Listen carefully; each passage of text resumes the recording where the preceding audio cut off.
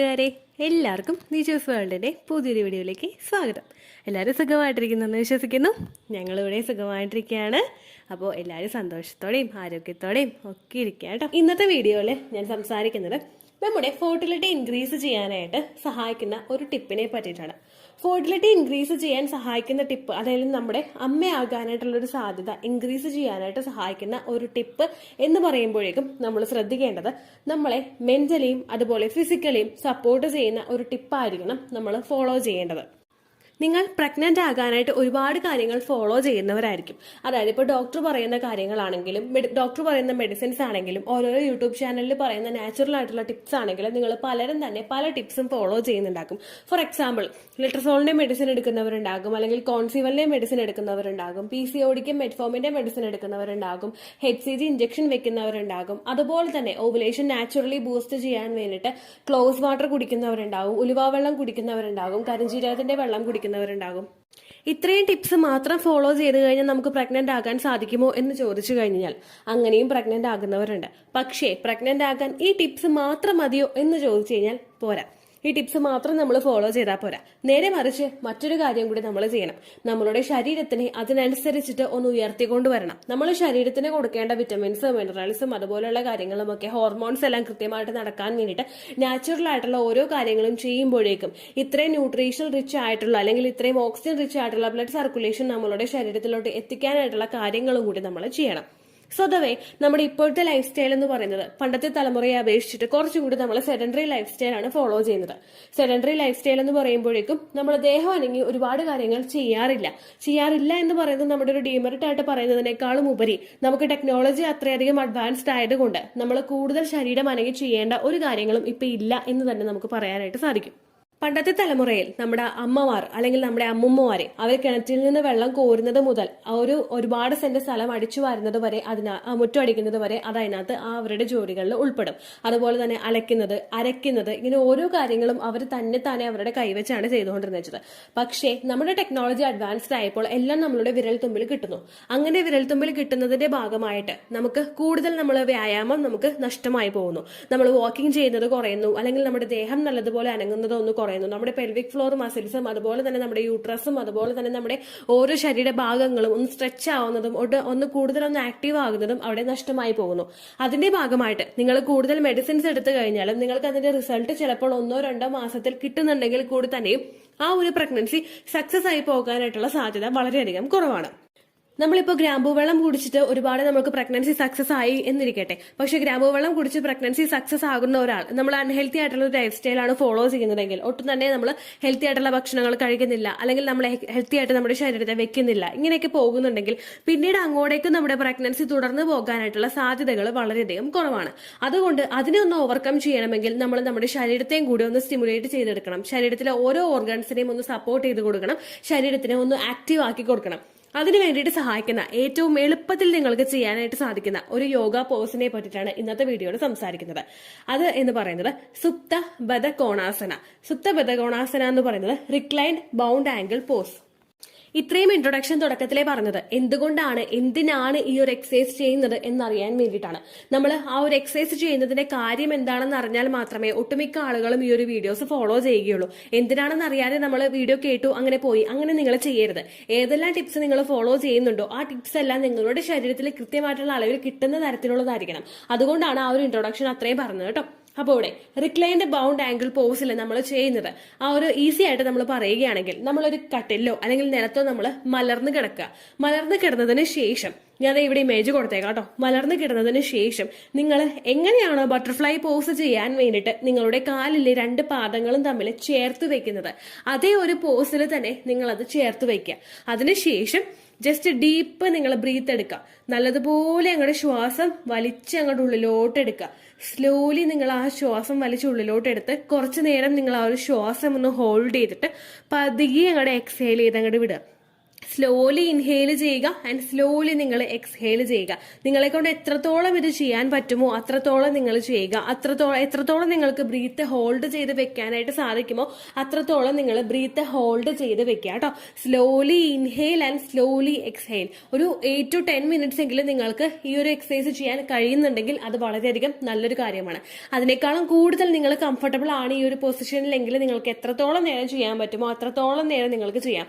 നിങ്ങൾ വെറുതെ ഒരു ജോലിയൊക്കെ കഴിഞ്ഞിട്ട് ഇരിക്കുന്ന ഒരു സമയത്ത് ഒരു ബെഡിലോ അല്ലെങ്കിൽ ഫ്ലാറ്റ് ആയിട്ടുള്ള ഒരു സർഫേസിലോ കിടന്നതിന് ശേഷം നിങ്ങളിപ്പോൾ ഫോൺ യൂസ് ചെയ്യുകയാണെങ്കിൽ കൂടി തന്നെ നിങ്ങൾക്ക് ഈ ഒരു പോസ് മെയിൻറ്റെയിൻ ചെയ്യാവുന്നതാണ്. എന്നാൽ കുറേയും കൂടി നമുക്കൊരു റിഫ്രഷ്മെന്റ് എഫക്ട് നമുക്ക് കിട്ടണമെങ്കിൽ നമ്മൾ ആ ഫോണൊക്കെ ഒന്ന് മാറ്റി വെച്ചിട്ട് റിലാക്സിംഗ് ആയിട്ടുള്ള ഏതെങ്കിലും ഒരു മ്യൂസിക് നമ്മുടെ ബാക്ക്ഗ്രൗണ്ടിൽ ഇങ്ങനെ പ്ലേ ചെയ്തിട്ടുണ്ട്. പാങ്കുത്ത് പാട്ടൊന്നുമല്ല കേട്ടോ, റിലാക്സിംഗ് ആയിട്ടുള്ള ഏതെങ്കിലും ഒരു പാട്ട് നമ്മൾ ഇപ്പോൾ നമ്മുടെ ഭക്തിഗാനങ്ങളാണെങ്കിലും ഒരുപാട് പേർക്ക് അത് ഇഷ്ടമാണെങ്കിൽ അങ്ങനെയുള്ള പാട്ടുകൾ നമ്മൾ സൈഡിൽ പ്ലേ ചെയ്ത് വെച്ചിട്ട് നമ്മളും ആ ഒരു സ്പിരിച്വൽ ആയിട്ടുള്ള ഒരു സിറ്റുവേഷനും ആ ഒരു ഫുൾ പീസും ആ ഒരു ലെവലിൽ നിങ്ങൾ അങ്ങോട്ട് നിൽക്കുക.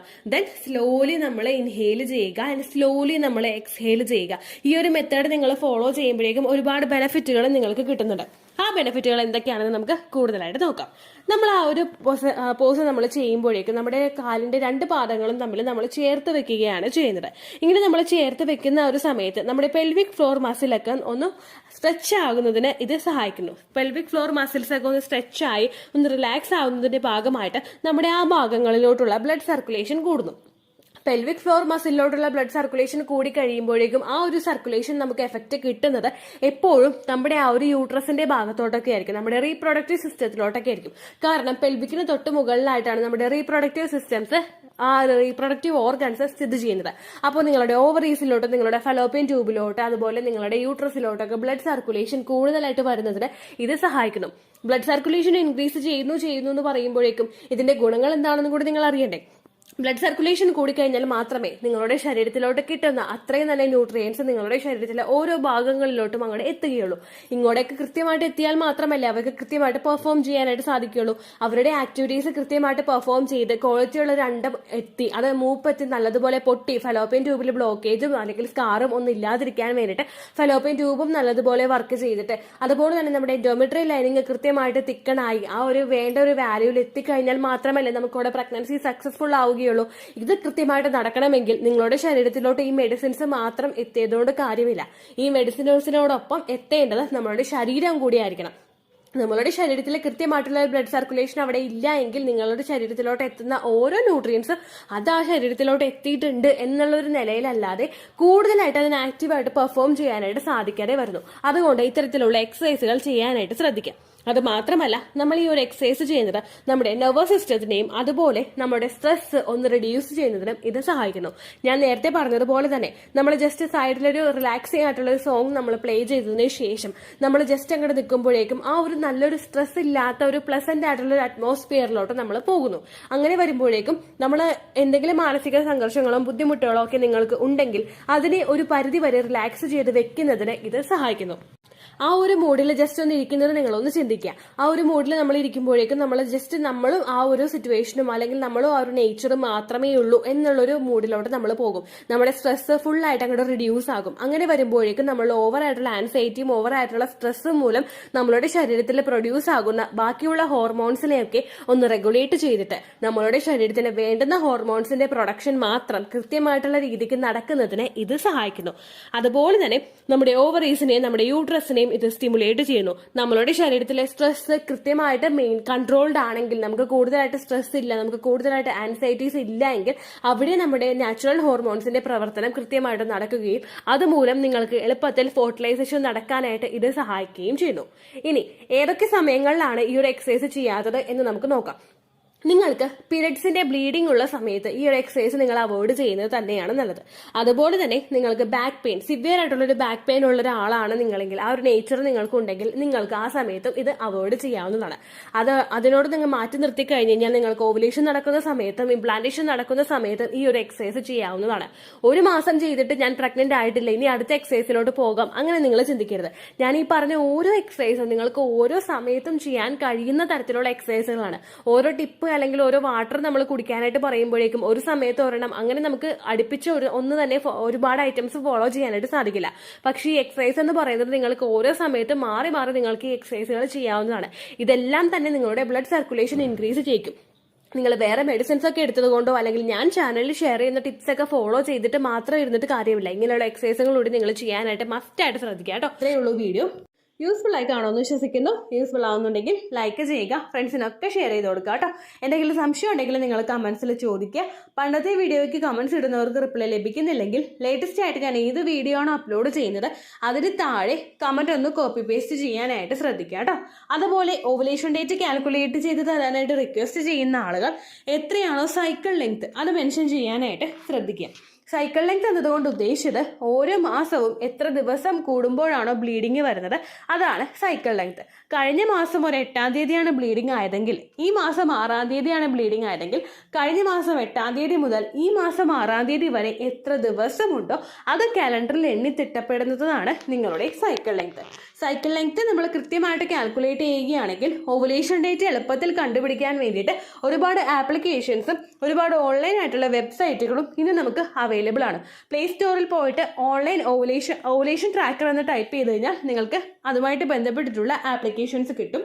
അത് പറ്റുന്നില്ല എങ്കിൽ ഗൂഗിളിൽ പോയിട്ട് ഓൺലൈൻ ഓവുലേഷൻ കാൽക്കുലേറ്റർ എന്ന് ടൈപ്പ് ചെയ്ത് കഴിഞ്ഞാൽ അതുമായിട്ട് ബന്ധപ്പെട്ടിട്ടുള്ള വെബ്സൈറ്റുകൾ നിങ്ങൾക്ക് കിട്ടും. അതിൽ നിങ്ങളുടെ ലാസ്റ്റ് മന്തിലെ മെൻസ്ട്രേഷൻ്റെ ഡേറ്റും ഒപ്പം ഞാൻ ഈ പറഞ്ഞ രീതിക്ക് നിങ്ങൾ കാൽക്കുലേറ്റ് ചെയ്യുന്ന സൈക്കിൾ ലെങ്ത്തും എൻ്റർ ചെയ്ത് കൊടുക്കുകയാണെങ്കിൽ നിങ്ങൾക്ക് കൃത്യമായിട്ട് ഓവുലേഷൻ ഡേറ്റ് കണ്ടുപിടിക്കാനായിട്ട് സാധിക്കും. ഫെർട്ടൈൽ ടൈം പീരീഡും നിങ്ങൾക്ക് കിട്ടും. അതായത് എത്ര ദിവസം മുതൽ കോൺടാക്ട് ചെയ്ത് തുടങ്ങിക്കഴിഞ്ഞാൽ നിങ്ങൾ പ്രഗ്നൻ്റ് ആകും എന്നുള്ളൊരു ഡേറ്റും നിങ്ങൾക്ക് പ്രോപ്പറായിട്ട് കിട്ടും കേട്ടോ. ഇത് കാൽക്കുലേറ്റ് ചെയ്യുന്ന സമയത്ത് സൈക്കിൾ ലെങ്ത് കാൽക്കുലേറ്റ് ചെയ്യുന്ന സമയത്ത് നിങ്ങളുടെ ആ ഒരു കലണ്ടറിൽ നോക്കി തന്നെ നിങ്ങൾ കാൽക്കുലേറ്റ് ചെയ്യുക. പല മാസങ്ങളിലും 30-31 ദിവസമുണ്ട്, അതുകൊണ്ടാണ് അങ്ങനെ പറഞ്ഞത്. ഒപ്പം നിങ്ങൾക്ക് ബ്ലീഡിങ് തുടങ്ങിയ ദിവസത്തിന് വേണം നിങ്ങൾ ഡേ 1 ആയിട്ട് എടുക്കാൻ വേണ്ടിയിട്ട്. സ്പോട്ടിങ് തുടങ്ങിയ ദിവസത്തിനെ, അതായത് ചെറുതായിട്ട് ഡിസ്ചാർജ് പോയി തുടങ്ങിയ ദിവസത്തിനെ നിങ്ങൾ കൺസിഡർ ചെയ്യേണ്ട ആവശ്യം ഇല്ല കേട്ടോ. അപ്പോൾ ഇത്രയേ ഉള്ളൂ വീഡിയോ. അടുത്തൊരു വീഡിയോ ആയിട്ട് നമുക്ക് വീണ്ടും കാണാം. ബൈ.